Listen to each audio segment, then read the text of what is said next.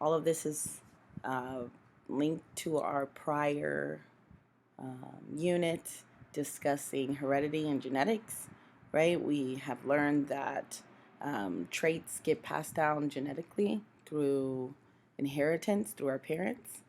And once those traits are passed down, oftentimes there are mutations within our lifetime. Either they happen genetically or they happen environmentally, which changes our DNA structures that either can help us, be harmful to us, or be neutral to us as a species.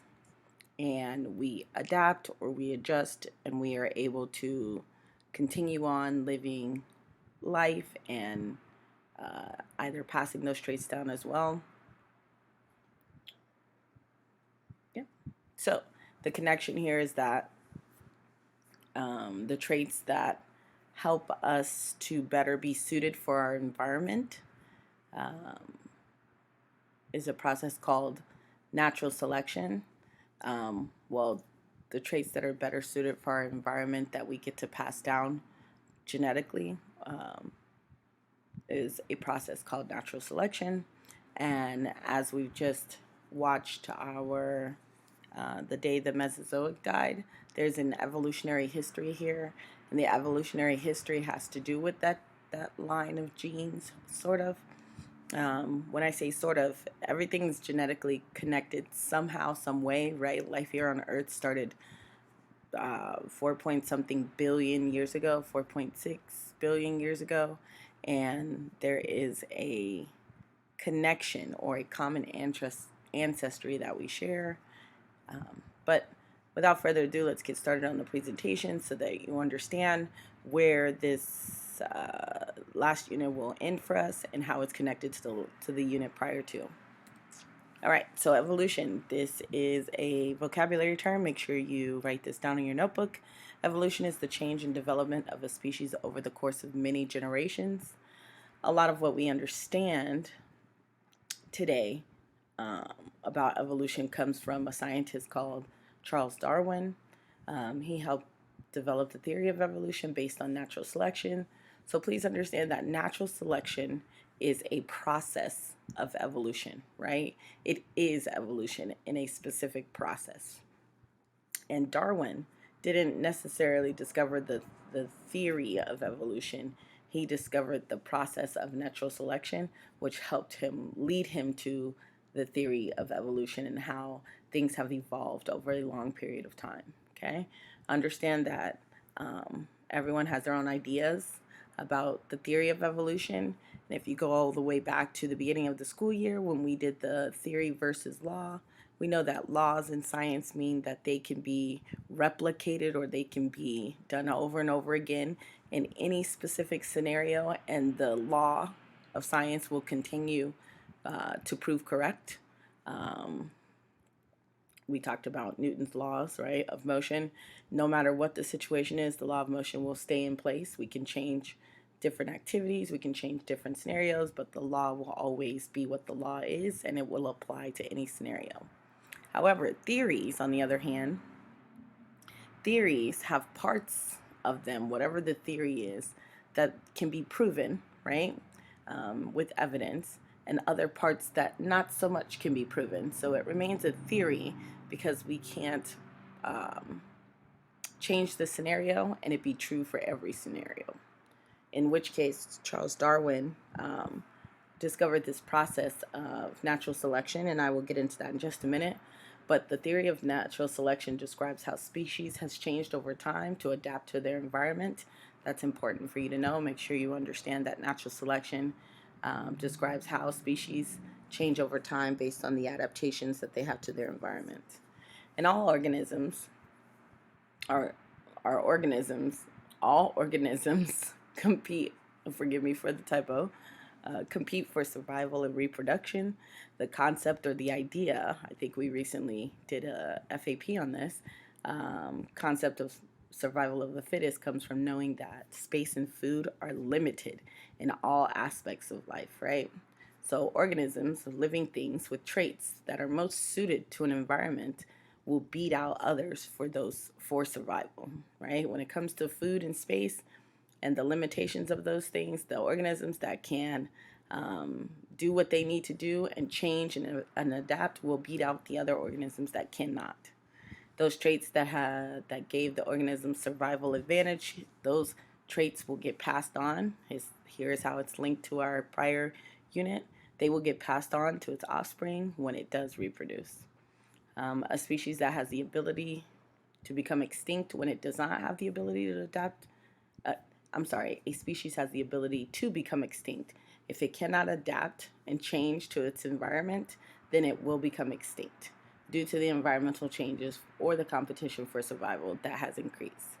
Um, uh, One of the examples I wanted to use here, and you'll see this on the slides coming up, is that Charles Darwin not accidentally, but he discovered natural selection through observing birds, right? So there was an observation, or he observed birds and how there are so many different groups of birds, right? If you think about it, animals have their own categories, right? Or species have their own categories. We have mammals, we have different types of mammals, but there's a category of mammals.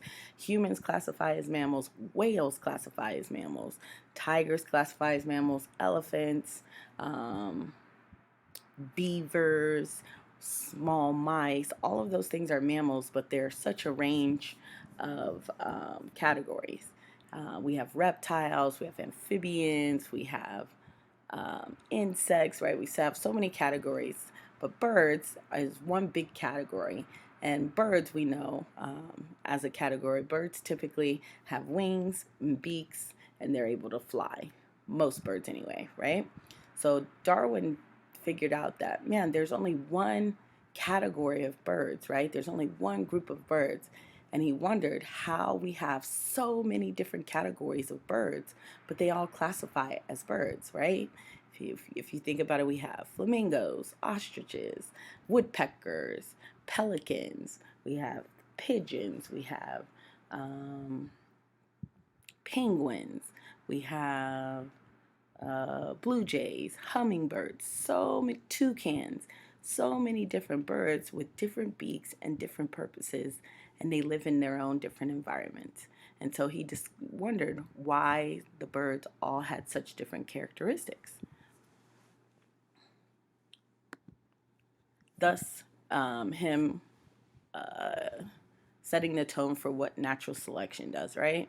So, natural selection, make sure that you copy these light purple terms. Those are terms that we will use often in this unit. So, natural selection is an individual of the same species, or individuals, more than one. Individuals of the same species have different traits, right? Again, birds have different traits. Toucans have long, curvy beaks. Hummingbirds have long, straight, needle-like beaks. Ostriches have short beaks but long necks. Flamingos have long legs and long necks with a certain type of beak. So they have different traits. Organisms compete with one another for survival. So an organism within a species can compete for survival, food and space. Individual with traits that help them to survive will reproduce more successfully, and the successful individuals pass their helpful traits down to their offspring. So whatever those traits are that has helped them to survive whatever environment they had to live in, those traits will get passed on when they're able to reproduce, and those from that, an individual with those traits may become a separate species as their numbers increase, or if they become isolated from the other population. Thus, in case birds, right?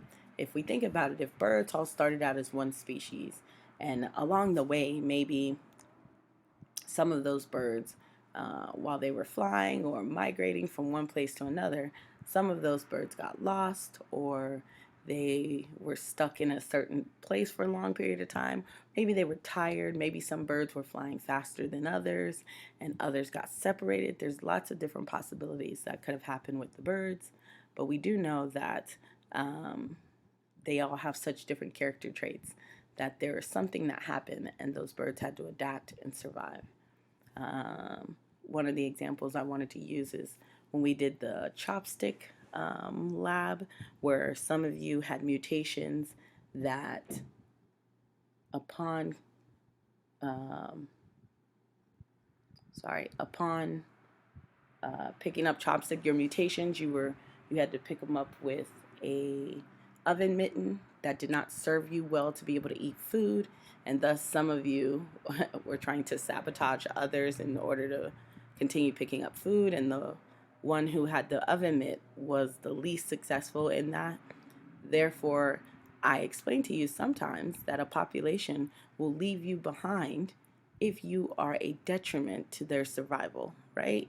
And thus, if you were the oven mitten mutation that had to pick up beans in order to eat to survive, and your collection number decreased significantly, your group members or your family members of that species would have opted to leave you behind because now you are a detriment to them and their survival. And thus, if they left you behind wherever that area was, you would have been left behind with other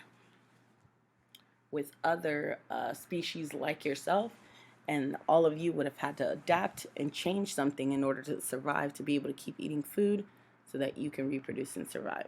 So you might have become your own species now, right? Let's say, for example, that was, I don't know, that you became penguins, right? Because penguins don't necessarily fly, and how they eat might be a little bit different from how other birds eat. And so now, at some point, you were one type of bird, and over generations and generations, because you've had that mutation, that oven mitt mutation, or the mutation that allowed you to eat less food and not have to fly to get your food because you have to stay on the ground, now your species has kind of converted or changed or adapted and become its own specific species. So that's how this process of new species becomes. The process of organisms becoming genetically different is evolution. That process has led to the diversity of organisms on Earth today. The genetic differences within a population is helpful to a species to change or adapt. Those helpful traits allow the species to better adapt to their environment. Excuse me.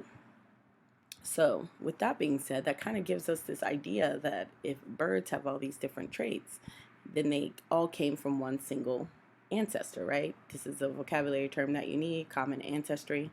They share, or we share, or all things share some kind of biological ancestor.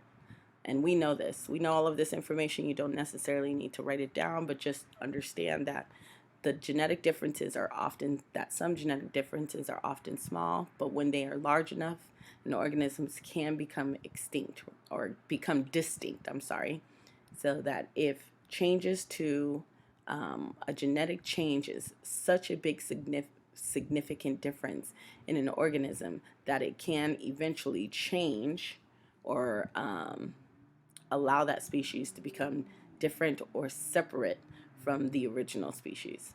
Mutations happen all the time. We know this. The altering of the DNA of an organism and producing new it's the altering of the DNA of an organism and producing new traits. If that mutation is harmful enough to hurt an organism's chance of survival when it has difficulty then it has difficulty for it to evolve. I apologize. However, if the mutation is helpful and in turn increases the organism's chance of survival and reproduction, in time that organism will, with the new adaptation, can and may become a different or new species. In continuation with that thought, often a population of organisms become isolated from the rest of the population by geographic features, i.e. mountains, rivers, or oceans. The isolated population might develop different mutations and variations within that new environment. After many generations, the isolated population can begin to look completely different from its original species, which are their ancestors. After a while, it would become a new species altogether and might not be able to breed with the original species. As I mentioned before, with the penguins, right? If they were all one specific type of bird originally, and maybe some of those other species or some of those birds got left behind for one reason or another, and there was a mutation that didn't allow them to gather as much food or to fly for long distances, whether had been a mountaintop or a river or an ocean that kind of adjusted the way that they were able to fly, move, and migrate.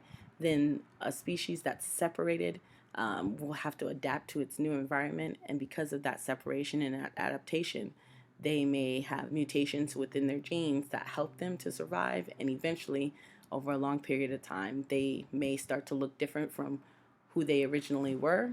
And thus, they start to reproduce within their own population. And now they've created a whole new species. An example here, right? If we have a camel, camels are suited for their desert type environment. Their backs, the neck, their long limbs, right? They are suited for their environment. However, if we look at some other species that may be closely linked to a camel, what does this look like to you?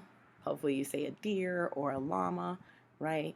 And although llamas and deers are not apt to living in the desert, it gives us kind of an idea that the ancestors of deer and llama might have come from a camel, the origins of a camel. So scientists are in agreement that evolution is species' ability to change and adapt. There are some differences in theories of the amount of time that that process takes. We do know that evolution does happen in long periods of time, but some believe in gradualism, which is a very slow process that happens over millions of years. And then there's other scientists that believe that evolution happens in spurts called punctuated equilibrium. These words are highlighted because they're important for you to know. The evidence supports both theories, but likely a combination of both models has produced the diversity that we have here on Earth today. All right, so that's what I wanted to tell you about natural selection. And because of this idea of evolution and natural selection, we have we have to have evidence to prove these ideas, right? And so there are three different types of evidence of evolutions that we use to prove the things that we know. One of them is relative dating. Absolute dating is an accurate way to find the age of a rock layer, but the technique doesn't always work in sedimentary rocks, which is where most of our fossils are buried. Sedimentary rocks are made up of bits of other rocks. However, relative dating of rocks compares the age of one rock to another, right? It's relative to the next. Scientists determined the sequence of rocks and estimated the age based on their order and the fossils present. Usually, things buried deep underground are older. The principle of superposition is when undisturbed rocks are the oldest at the bottom and the youngest are at the top. New rocks get formed when sediments get compressed or pushed into flat horizontal layers or sheets. These new sediments gather and they lay over the other layers, which is why younger rocks are at the top of older rocks, right? When things happen, things get pressed and pushed down, and currently we are on the current layer of the Earth. So by using this principle, scientists can determine the relative ages of rocks because they can compare the sediments from different layers. It only works when rock layers haven't been tampered with or disturbed. Oftentimes, faults, shifts in the Earth, can break layers and cause shifts, folds, or invert or flip a layer. Intrusion often happens when magma, warm layer in the Earth, slowly pushes up into cracks or moves it out of the way. In some cases, igneous rock may be younger than the rock layers on top.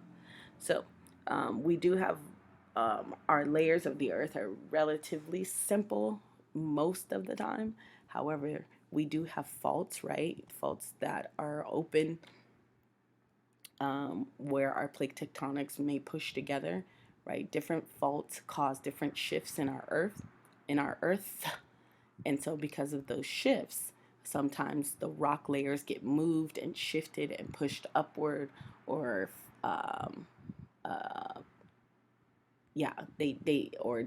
there's cracks, right? And so because there's cracks, other things are able to seep up in the holes of the cracks, and thus you see random intrusive lines going through layers. So we know B and B are still related and D are still related, but there's just a shift and what happened there, right? And it's all based on those faults, right, which causes earthquakes, tsunamis, etc., and or the magma, right, the warming of our Earth's core, melting things and mushing things and pushing things upward in different ways. This is so there's another way that we are able to kind of help support this idea of evolution, and that's through comparative structures. We are able to compare 3 different types of structures to let us know that we have some kind of common ancestry. The first one is homologous structure. Homologous structures are similar body structures. The similarities between those structures give us information about the origin of the species and about shared common ancestry. Examples include human arms, bird wings, whale flippers, dog forearms, and frog forelimbs. For example, if we look at our arm, we have bone structures in our arm. At the top, we have a humerus, and then our forearms, the bones there are radius and ulna. And then we have our phalanges, right? Our fingers and our carpal tunnel, the bones in our fingers and our wrist. If we look at a bird wing, a whale flipper, a dog forearm, or a frog forelimb, they have the same bones that we have. They have the exact same bones, but they use their arms differently. We use our arms to push, to pull, to carry things, to hold things, to wrap things, right? But whales don't do that. Neither do birds, but they have the same bone types that we have as humans, which lets us know historically that we have some kind of common ancestor. Okay, let me move on a little quicker. Vestigial cues, a body structure that no longer, I'm sorry. Oh, so those are homologous. There is an analogous. I didn't put that in here, but so homologous is same bones, different functions, right? We use them different, but we have the same bones. And then there's analogous, which I should have included here, is we have different bones, but we use them in the same way. That doesn't apply to humans, but it'll apply to like a bat and an insect, right? They both have wings, or an insect may have a wing to fly and a bat has wings to fly. So they have the same function, right? They do the same thing, but there are different bones in there. So that's analogous, and I'll have to add that here. Vestigial clues are body structures that no longer have a function, is known as vestigial. It's a remnant or leftover from an ancestor species. It was once an important functioning part of the ancestor species, now no longer carries that same importance. An example would include a human. We don't have tails anymore, but we have a tailbone. And although we have that tailbone, it lets us know that at some point, however we have evolved as humans, where our ancestors had tails, and those tails were critical to their survival, that now we have a tailbone, which is a remnant of what we used to be, and we just don't need it anymore, but it's still there for us, right? Another one would be our appendix and our tonsils. Some of us have probably had, or their appendix can burst or go bad, and they can remove your appendix out of your body and you will still function normally. So it's there for us, but it doesn't serve us a critical purpose in order for us to survive. You can live without your appendix, and it doesn't affect anything. Same thing for our tonsils. Some of us have our tonsils removed when we're younger, and you can still function. Your wisdom teeth as well. Our wisdom teeth used to be there for us to be able to chew different types of tougher foods. We no longer need our wisdom teeth in order to survive. We still have them in our gums. Some of you might have had them removed. Some of us haven't, but we are all still functioning the same. So they become vestigial parts of us that are there but not critical for our survival, when they were once critical to the survival of our species. So, and the last clue is embryology cues. The study of embryos is another area of evidence. We are able to compare embryological development of multiple species to help us to understand the early characteristics in the early stages of life. For example, fish, salamander, turtles, chicken, cows, rabbits, and humans, we all demonstrate a hard protective covering over our brains, and our muscles are arranged in a certain type of way. And if we look at early stages of the development, this one looks like a human, this looks like a pig, this is some kind of chicken, salamander. But if we look at the early stages, right, we can see that at some point we've all formed some kind of tail-like, but some of us don't have tails, right? Chickens don't have tails. Turtles have a little bit of a tail. Salamanders do. But again, we're looking at common ancestry to tell us that we've all evolved from something versus another. All right, I think that's it. There should be a video link here for you to watch a video if you were curious about some more of this information. And I'm going to end it. Hopefully I was able to share a lot of information with you. All right, see you next video.